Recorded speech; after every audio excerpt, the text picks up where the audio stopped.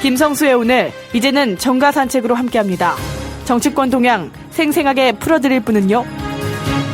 한겨레신문 하어영 기자 전화로 연결돼 있습니다. 안녕하세요. 네, 안녕하세요. 하 기자님. 네. 왜 이렇게 예상을 잘못하셨습니까? 왜요? 이렇게 결과가 나올 거라고 얘기 안 하셨잖아요. 새누리당이 네. 과반 넘는다면서요. 과반은 넘는다고 얘기는 했지만 예. 제가 150석 근처라고 말씀을 드린 것 같은데요. 예, 지금은 123석인데 150석 근처입니까 이게? 122석인데? 글쎄요. 그 과반이 무너진다라고 추측을 한 기자들도 아마 거의 없었을 것으로 보이는데요. 예. 그만큼 좀 충격적인 숫자로 보여집니다. 예. 네. 민심은 정말 무섭습니다. 예. 우리 생각보다 훨씬 더 똑똑하시고 정말 지혜로운 선택들을 하셨다고 보는데요. 자, 예. 이번 시간에는 좀 그 이후의 정계 개편이나 이런 걸 내다보기 위해서라도 뜨는 예. 애와 지는 애를 좀 정리해 보려고 해요. 좋습니다. 예. 이번에 그 당 대표들 중에서는 뭐 네. 굳이 이제 주식의 용어를 빌리자면 네. 한쪽은 상승, 한쪽은 보합, 한쪽은 뭐 하락 이런 상황이죠. 그렇다고 봐야겠죠. 예. 뭐 상승으로 봐야 할지 대박으로 봐야 할지 잘은 모르겠는데요. 예. 어쨌거나 안철수 대표를 상승으로 두셨다면 예. 안철수 대표가 원래 예상했던 그 수치인 35석을 넘어서서요. 예. 특히나 그 비례대표 의석을 더불어민주당보다 더 많이 그 지지를 받았고 예. 그만큼 의석을 13개 의석까지 확보했다는 좀 매우 중요한 점으로 지적이 될 것 같고요. 예. 김종인 대표 같은 경우에는 뒤늦게 그 대표의 자리를 넘겨받아서 예. 어쨌거나 107석을 예상을 했음에도 불구하고 그것도 어렵다라는 이야기가 좀 나왔죠. 그렇죠. 선거 결과를 보아하니 어쨌거나 원내 일당으로 자리를 매김했다는 것은 그만큼의 또 수운이다라고 볼 수 있겠습니다. 다만 이제 호남에서 참패를 했다라는 부분에 대해서 인정할 수밖에 없어서 말씀하셨던 것처럼 보합이라고 이야기할 수밖에 없겠고요. 예.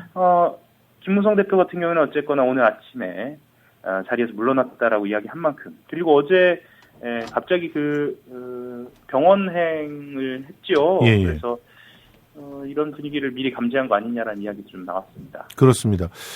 저는 김종인 대표보다도 문재인 대표에 대한 관심이 많은데 네네. 사실상 이 문재인 대표의 막판 행동들이 수도권의 표 결집에는 도움이 됐다. 이런 분석인 것 같은데 그러면 김종인 대표와 문재인 대표 사이에 어떤 네. 문재인 전 대표죠. 사이에 네. 어떤 갈등이나 알력 같은 거 없겠습니까? 글쎄요. 일단은 좀 지켜봐야 할 것 같습니다. 그 영남에서의 승리를 보자면요. 예. 어쨌거나 그 문재인 의원, 그러니까 문재인 전 대표의 측근이라고 볼 수 있는 참여정부 시절에 그 행정관 출신의 후보들이 많이 되고 당선이 됐고요. 그렇죠. 특히나 이제 그 김경수 후보라든가 최인호 후보라든가 전재수 후보 같은 경우는 매우 지근거리에 있었던 그렇죠. 그런 후보들이고요. 예. 그리고 수도권 같은 경우에도 본인이 영입한 인사들이, 그러니까 문재인 의원이 영입하는 인사들이 대거 당선이 됐잖아요. 그렇죠. 그러니까 표창원, 김병관 뭐 이런 분들이죠. 그렇죠. 예. 그리고 뭐 조응천 후보 예, 같은 경우도 조응천. 아주 신승을 거뒀고요. 예. 이런 부분들 같은 경우에는 문재인 대표의 뭐랄까요, 지지 기반이 크게 변화하지 않을 것임을 시사하는데요. 예. 문제는 이제 본인이 이 마지막에 호남 민심을 돌리기 위해서 발언했던 그 지지를 받지 못할 때는 은퇴를 하겠다. 예. 라고 한 부분에 대해서는 어쨌거나 계속 발목을 잡을 것 같고요. 예. 이거에 대해서는 글쎄요, 김종인 지금 현 대표와의 어떤 그 이해관계의 충돌 지점이 아니기 때문에 이런 부분은 좀 크게 갈등 요인은 아니지 않을까라는 판단을 좀 합니다. 하지만 20대 총선이 일단 시작이 20대 국회가 개원이 되면요. 예. 어쩔 수 없이 친연성 때문에 이제 갈리는 예. 계보가 아마 형성이 될 겁니다. 계보, 예. 계파 뭐 여러 가지로 좀 달리할 수도 있을 것 같은데요. 예. 이것과 이 과정에서 다시 일부 계파의 패권이라든가 아니면은 뭐 여러 가지 그 정기 개편 논의라든가 이 과정에서의 갈등은 좀 뭐 그건 필수 불가결한 거겠죠. 대선을 앞두고 있으니까요. 이 정도 정리할 수 있을 것 같습니다. 예. 그 지는 애들 중에서 눈여겨볼 만한 사람이 오세훈 후보. 그렇죠. 그리고 김문수 후보. 예. 그리고 안대희 후보. 예. 이분들 다 야권에서 키우던 그 대권 후보들 아니었습니까? 아, 여권에서 키우던 대권 후보들. 여권에서 키우던. 예. 예. 오세훈 후보 같은 경우에는 오세훈 후보부터 말씀을 좀 예. 드리면 종로에서 낙승을 할 것으로 원래는 좀 점쳐졌죠. 그렇죠. 근데 약간 방심을 했던 것 같아요. 정세균 전 대표 같은 경우에는 지난 19대 총선 때 홍사덕 의원과의 대결에서도 애초에는 그 여론조사에서 많이 밀렸거든요. 그렇죠. 다만 그 바닥 정서를 굉장히 잘 읽고 그렇습니다. 바닥 민심의 표를 얻는데 굉장히 능수능란하다라는 평가가 있었는데 그걸 예. 좀 간과한 것 같아요. 이번에 심지어는 네. 오세훈 후보는요. 제가 이제 TBS 라디오 시사 프로그램에 출연하잖아요. 네. 거기에서 인터뷰하자는데 거절했어요. 뭐 그렇다고 예. 하더라고요. 몸살이고 안 한 거죠. 예, 이런 본인이 오만한 대선 데가 후보급이라고. 어디 있습니까? 예? 대선 후보급이라고 TV 생각을 후보 했거든요. 저 토론도 안 하고. 네네. 예, 그러다 보니까 떨어진 거예요. 그렇습니다. 예. 그래서 어쨌거나 오세훈 후보 같은 경우에는 특히나 이제 친박들의 전폭적인 지원을 받았다는 점에서도 예. 상징성이 크고요. 그렇죠? 당분간은 좀 자숙하는 기간을 가져야 하지 않을까 싶고요. 예. 김문수 후보 같은 경우에는 어쨌거나 그 대통령을 꿈꿨던. 어쨌거나 꿈꿨던 사람으로서 이제 대구에 가서 전면전을 펼친 거지요. 김부겸 후보와. 어쨌든 본인이 어떻게 판단하던 간에 이번 패배가 좀 치명적이 아닐까라고 그런 전망들이 좀 나오고 있습니다. 특히나 그 대구 수성 같은 경우에는 네. 대구뿐만 아니라 TK 지역에서 여론을 선도하는 지역으로 좀 알려져 있거든요. 그렇습니다. 예, 그런 상징성이 좀 있어서 예. 이번 이후에 향후 진로 모색은 좀 예. 난항을 겪을 것으로 보이고요. 안대희 후보 같은 경우에는 안대희 후보가 단일하게 후보군으로 들어갈 것이다라고 본 분은 별로 없을 거예요. 보통은 이제 마라톤도 예. 그 페이스메이커가 있지 않습니까? 그렇죠. 이 정도의 역할을 좀 요구를 받았을 것 같은데요. 예. 어쨌거나 총리 낙마 이후에 이렇게 그 총선 낙마까지 겹쳐서 당분간 좀 어렵지 않을까. 이분은 사람은 괜찮은데 왜 계속 이렇게 엉뚱한 선택을 하는지 모르겠어요. 이번에 그 마포도 네. 제가 전에 처음 마포를 갖다 선택을 어쩌고 얘기 나올 때 종편에 가서 얘기한 적이 있지만 마포 그렇게 호락호락하지 않거든요. 호락호락하지 않습니다. 그 예. 노무현 의원 같은 경우에는 아버지 때부터 그럼요. 배를 물려서 털을 닦아온 곳이기 때문에 바닥 민심이 굉장히 탄탄한 곳입니다. 새롭게 오는 사람들 어중이 떠중이는 절대 안 받아줍니다. 지금 손혜원 후보가 마포을에서 당선된 것도 정청래 후보가 없었으면 그건 불가능한 일이에요. 그렇죠. 예. 어쨌든 너무 민심을 나는 갖다 꽂히면 내가 이 정도 사람이니까 돼 이런 식으로 생각하는 사람 다 떨어졌다는 거 반드시 기억해야 될 것 같고요. 김두관 후보가 드디어 돌아오네요. 김두관 후보가 돌아오죠. 예, 대권 후보급 아닙니까? 대선 후보급이라고 모두들 이렇게 지목을 하고 있고요. 예. 어쨌거나 김두관 후보가 들어오면 야권으로서는 대선 후보급이 하나가 더 생기는 셈이죠. 그렇습니다. 그래서 굉장히 든든한 그런 경쟁 구도로 또 갈 것 같습니다. 실제로 지금 김두관 후보가 들어오고 된다면 야권의 어떻게 보면은 대권을 놓고 레이스가 아주 더 치열해질 거라고 이렇게 보고 있는데 아무튼 김두관의 귀환도 야권에는 지금 이제는 야권이죠 아직은 야권에게는 굉장히 큰 힘이 될 거다 이런 생각이 드는데 뜨는 해다 이렇게 볼 수 있겠고 물론 이제 정세균 후보도 당권에 도전할 것 같아서 뜨는 후보라고 생각을 할 수가 있을 것 같고 그리고 또 이분을 또 빼놓지 않을 수가 없네요. 김영춘 후보. 김영춘 후보 이제 의원이 됐죠. 예. 독수리 오영재라고 불리우면서 본인이 맡고 있던 송파 지역의 지역구를 내놓고 부산 지역에서 고생을 좀 많이 했죠. 이번에 여론조사가 애초에 나왔을 때도 굉장히 좀 좋지 않은 전망이 나와서 아주 고전할 것으로 이야기했습니다만 오히려 낙승을 했습니다. 그래서 김영춘 후보 같은 경우에도 지금 이 PK 지역에 또 다른 적자가 되는 거죠. 위원장이기도 해요. 그래서 TK의 김부겸, PK의 김영춘은 앞으로 야권이 이 PK 지역, 영남 지역을 교두보로 삼는 전략을 세우는 데 있어서 아주 중요한 역할을 할 것입니다. 그리고 그렇죠. 김부겸 당선자는 홍일학 당선자까지 견인해낸 거와 다를 바가 없어요. 그렇죠. 예, 그러니까 결과적으로는 이분들은 대권 후보급으로 또 부상했다 이렇게 볼 수가 있겠죠. 김영춘 후보, 김부겸 후보 같은 분들도. 예, 맞습니다. 예. 그리고 특히나 이 부산 진 지역 같은 경우에는요, 예. 이 지역의 지도를 한번 이렇게 쭉 따라가 보면은요, 예. 그 부산 진, 북광석합, 사하, 김해을, 김해갑, 창원, 성산까지 벨트로 묶입니다. 그렇죠. 낙동강 벨트. 예, 낙동강 벨트고요. 그 연제까지 이렇게 이어지는 것으로 보면은 연제도 따냈어요, 이번에. 그렇죠. 야, 참 대단했어요. 예, 뭐 저는 그 개인적으로는 뭐 타 방송에서 그 연제 지역에 김희정 후보, 새누리당 김희정 후보가 예. 좀 어려울 것이다라고 좀 말씀을 드려서 이게 웬일이냐 뭐 다 이런 반응을 얻기도 했는데요. 이 지역 같은 경우에 지금 당선한 김혜영 후보인가요? 예. 그 후보 같은 경우에는 스토리가 있는 사람이에요. 예. 예를 들면 그 문재인 후보나 아니면은 그 노무현 후보처럼 흑수저에서 인권 변호사 생활을 굉장히 오래 했고요. 인권 변호사로 그렇기도 하고요.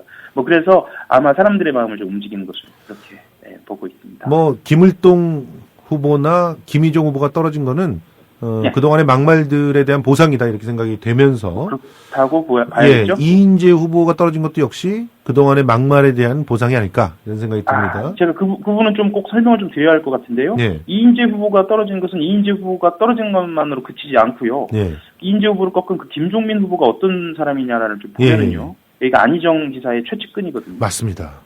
그래서 이인재 후보의 낙선은 말하자면 안희정 지사가 대선 후보군으로 이제 본격적으로 자리매김하는 데에 아주 큰 힘을 얻게 했다. 뭐 이렇게도 좀 볼 수 있겠네요. 뭐 역사의 아이러니로 볼 수도 있겠고요. 그리고 지금 국민의당에서는 김경진 후보가 광주에서 최다 득표했어요. 네, 그렇습니다. 이분도 국민의당에서 아주 돌풍의 핵이 될 어떻게 보면은 최고 의원급으로 급부상할 수 있는 그런 분이라고 생각이 됩니다. 네. 예, 뭐 따져보면 굉장히 많은 사람이 있는데 이분 한번 꼭 짚어보고 싶은데 정성근 씨는 아예 이제 아웃이 됐네요. 뭐 정성근 씨 같은 경우는 좀 언급하기 민망한 그 정도 수준. 화주에서 거의 뭐 예. 화주에서도 이렇게 될 정도가 됐으니까 언론인으로서 앵커 출신으로서 특히 친박의 어떤 지원을 등에 업고 승승장구하다가 이제 이렇게 지는 애가 됐는데 반면에 같은 언론인 출신으로 MBC 기자 출신인 최명길 후보가 그렇죠. 당선이 됐어요. 예. MBC에 무슨 영향이 있지 않을까요?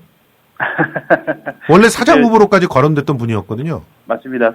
뭐 그렇게 따지기로 하면은 김성수 후보도 이번에 그 비례대표로 들어갔고요. 예. 그리고 최명길 후보 들어갔고요. 예. 그리고 이번에 신경민 후보 같은 경우는 이제 또 재선에 당선됐죠. 당선돼서 그래서 사실은 MBC 출신들이 좀 이렇게 박영선 의원을 포함해서 예. 역할을 좀 하면 언론 환경이 좀 나아질 수 있지 않을까라는 기대도 좀 하시는데요. 예, 정말 저는 사실 기대합니다. 이게 그 입법기관에서 언론기관을 어떻게 할 수 있을 거라고 생각하는 건 제 개인적으로 좀 약간 비관적입니다. 아니요, 법을 바꾸면 되죠.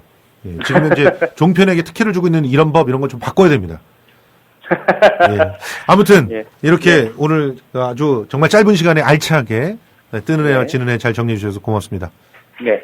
예, 지금까지 한겨레신문 하원영 기자였습니다. 네, 감사합니다. 제주 문옥양 노지 한라봉 판매합니다. 여수 돌산 갓김치 팔아요. 안동 산골에 맛있는 사과를 소개합니다. 거금도에서 직접 키운 전복을 직거래로 가져가십시오.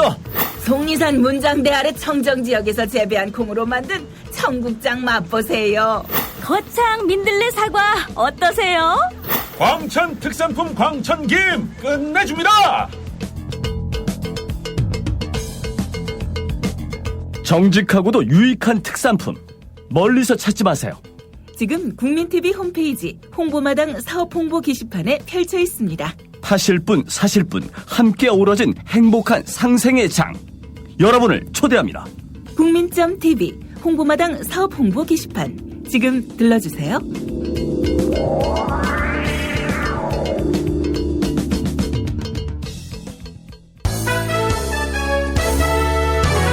지금 여러분께서는 시사평론가 김성수가 진행하는 국민라디오 시사 프로그램 김성수의 오늘과 함께하고 계십니다.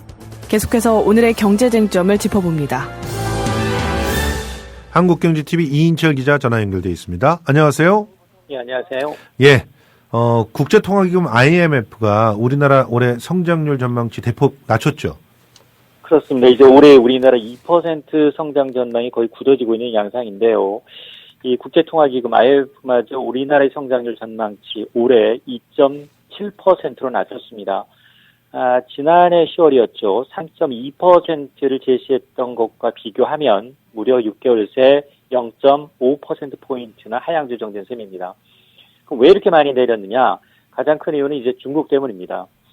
우리나라 이제 최대 교역국인 이 중국의 이 수입 둔화가 이제 지속되고 있다라는 점 때문에 이렇게 성장률 전망치를 대폭 낮췄는데요. 또 내년도 문제입니다. IMF는 내년도 우리나라의 성장률 전망치를 2.9%로 하향 조정을 해서 내년에도 3% 성장은 좀 어렵다, 힘들다라고 내다본 겁니다. 예.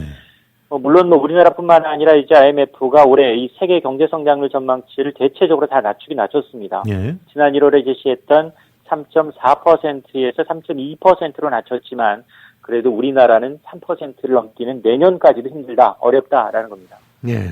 이거 뭐 세계 평균보다도 못하는 거니까 우리한테 수치라고 볼 수 있는데, 근데 정부는 혼자서 올해 성장 3% 이상 가능하다 고수하고 있다고요? 지금 그 기획재정부가 올해 성장률 전망치를 3.1%, 한국은행이 3.0%입니다. 예. 이 두 기관 제외하고 민간 연구소 대부분이 2% 중반대로 보고 있다라는 겁니다. 그렇죠. 정부가 이처럼 이제 3% 성장 달성 가능하다라고 보고 있는데요. 특히나 이제 유일호 경제부총리 이번 주 이제 미국에서 열렸던 G20 재무장관 회의에 참석해서 올해 3% 성장 가능하다. 필요할 때 적극적으로 통화 재정 정책 쓸 수 있다. 필요하다면 뭐 추경까지 감안해서 3% 성장은 가능하도록 만들겠다라는 겁니다. 예. 근데 실질적인 이 경제 지표는 좀 암울합니다. 지난달까지 수출이 15개월 연속 감소했고요. 예. 생산, 소매, 판매, 내수도 좋지 않습니다. 그렇죠. 그래서 이제 한국은행이 오는 19일 이제 이 올해 성장률 전망치 수정치를 발표할 예정인데 지금 3.0%에서 다시 더 떨어질 거라고 보죠. 예. 낮아질 수 있다라고 보고 있습니다. 예. 아무튼 뭐 우리 특별한 그 경제 정책을 내놓지도 않으면서 무조건 3.0 된다라고 하는 거 사실은 헛된 꿈을 불러일으킨 거니까요. 어떻게 보면은 현실적으로 조정을 하고 새로 출발하는 게 낫지 않을까 하는 생각도 합니다. 보험가입자가 모르고 찾아가지 않은 보험금 올해만 수백억에 달한다고요? 그렇습니다. 이 보험 가입하고도 직접 청구하지 않으면 이제 누락됐었습니다. 찾아주지 않았다라는 건데요. 네. 지난해부터 이 찾아주기 운동을 하고 있습니다. 불과 8개월여 만에 491억 원 주인한테 되돌려줬다라는 건데요. 이 금융감독원이 이제 지난해였습니다. 국민체감 20대 금융개혁 과제 가운데 하나가 뭐였냐? 바로 지난해 5월부터 보험사들이 보험금 지급 누락 방지 시스템을 구축해서 이 지급하자라는 거였습니다. 이렇게 예. 지급된 건수가 20만 4천여 건이 넘었고요. 어허, 예. 491억 원에 달한다라는 겁니다. 예. 이 돈이 만일 주인을 못 찾아줬다 그러면 휴면 보험금으로 쌓여서 보험사의 수익이 되는 구조입니다. 예.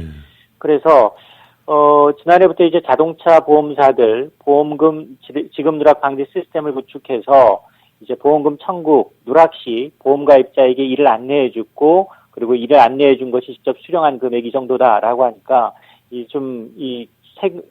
아마도 앞으로도 더 많은 금액이 나올 수 있는 여지가 있어 보입니다. 예. 정당한 이유 없이 보험금 지급을 미루면 지연이자를 물게 된다고요? 그렇습니다. 연 최대 8%포인트에 달하는 지연이자 물어야 하는데요. 네. 지금 현행 구정은 이제 생명보험이나 건강보험과 같은 이제 개인보험의 경우에는 보험금 청구일로부터 보험사가 3일 이내 지급해야 하고요. 예. 또 화재보험이나 배상 책임보험의 경우, 이런 대물보험의 경우에는 7일 이내 지급하도록 규정이 돼 있는데, 그러나 이거를 이제 차일피일 계속 미뤄왔다라는 겁니다. 예. 그래서 이달부터 이제 금감원이 이런 지급일을 늦출수록 더 높은 지연이자를 적용하는 내용을 이제 표준약관에 담도록 하고 있는데, 지급기일이 이제 31일, 한 달 이후 60일까지 지급 미뤘다. 이럴 경우에는 대출이율의 연 4%포인트 추가이자 부담 내야 하고요. 예. 그리고 61일부터 90일까지는 연 6%, 석 달 이후부터는 연 8%포인트의 지연이자 성격의 추가 이자를 물어야만 합니다. 예. 뭐 이전까지는 이제 지연이자 상관없이 동일하게 이 보험회사가 보험금을 이제 신속하게 지급할 만한 어떤 유인이 좀 떨어진다라는 지적을 받아왔던 겁니다. 아우, 근데 이거 굉장히 속이 시원한 그런 조치인 것 같습니다. 왜 우리만 맨날 지연이자 내냔 말이에요. 그 보험금도, 보험사도, 예, 보험금 안 내면은 이렇게 지연이자 무는 거 당연하지 않나. 공평해졌다 생각이 듭니다. 자, 공정거래위원회가 글로벌 가구업체 이케아의 배송 관련 불공정 약관 시정명령 내렸네요. 그렇습니다. 이 이케아가 지금은 사실 제품 샀다가 취소하게 되면 배송비는 물론이고요. 조립 비용까지 소비자한테 떠넘겨 왔습니다. 예. 그 이유는 이제 약관상 배송과 조립 서비스를 신청하게 되면 어떤 이유건 환불해 줄 수 없다라는 규정 때문이었습니다. 아하. 근데 이제 소비자 피해가 이제 잇따르니까 공정위가 이 불공정 약관 직권조사 벌였더니 문제가 있다. 이 조항을 시정하라라고 명령한 겁니다. 예. 이렇게 되면 이 다음 달 2일부터는 주문한 제품은 제품 배송 전에 취소 신청하면 배송비도 이제 환불받을 수 있게 되고요. 예. 또 조립 완료 전까지는 조립 비용도 취소가 가능해집니다. 예. 다만 이제 이 시행 시점이 다음 달 2일이니까 그 이전에 구매한 제품에 대해서는 이 소급이 적용되지는 않습니다. 예. 지금까지 한국경제TV 이인철 기자와 함께 경제 주요 뉴스 살펴봤습니다. 고맙습니다. 네, 감사합니다. 예. 이렇게 숨가쁘게 4월 14일 시간 흘러갔습니다. 새로운 첫날 정말 기분 좋은 하루를 보내고 있는 것 같은데요. 그렇지만 또한 이 준엄한 국민의 심판에 어떤 형식으로 대응할까 고민하고 있는 정치권들이 보이는 것 같아서 또한 여러 가지 생각들을 하게 합니다. 이런 새로운 움직임들의 어떤 압박들은 받고 있겠지만 그 압박들에 대해서도 또한 준비하는 우리 모두가 돼야 되지 않을까 하는 생각들이 듭니다. 오늘의 시사 퀴즈 정답은 강남을이었습니다. 강남을 맞추신 분은 저희가 댓글로 남겨드리겠습니다. 추첨을 해서 연극 티켓 2장 보내드리겠습니다. 압력을 느끼고 있을 때 한 번쯤 듣고 싶은 노래입니다. 퀸의 언더 프레셔 듣고 저는 내일 다시 돌아오겠습니다. 지금까지 김성수였습니다.